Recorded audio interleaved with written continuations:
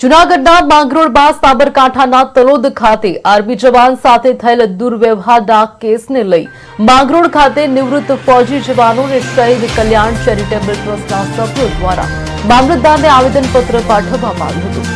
આવી ઘટનાઓ પ્રત્યે રોષ વ્યક્ત કરી તેઓએ લેખિતમાં રજૂઆત કરી કે પોલીસના અમુક કર્મચારીઓ દ્વારા મિલિટરી અને પેરામિલિટરી જવાનો સાથે અવારનવાર અશોભનીય વર્તન થતું હોય છે, જેને લઈને ન્યાય આપવાની માંગ કરવામાં આવી છે। મામલતદાર કચેરીએ આપેલ આવેદનમાં આવી ઘટનાઓ સામે કડક પગલાં લેવા માટેની માંગ સાથે યોગ્ય તપાસ અને કાર્યવાહીની અપીલ કરવામાં આવી છે।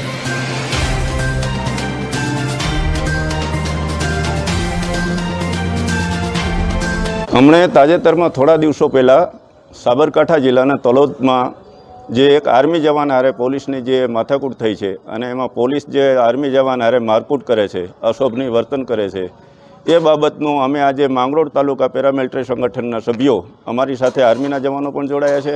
અમે આજે મામલતદાર સાહેબશ્રીને આવેદનપત્ર જે આ જવાન આર્મીના જવાનને ન્યાય અપાવવા માટે મામલતદાર સાહેબશ્રીને આવેદનપત્ર આપવા આવ્યા છીએ।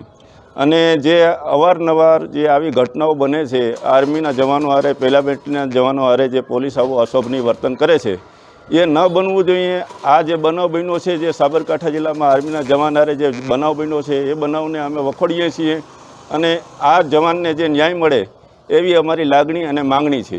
હમણે તાજેતરમાં થોડા દિવસો પહેલાં સાબરકાંઠા જિલ્લાના તલોદમાં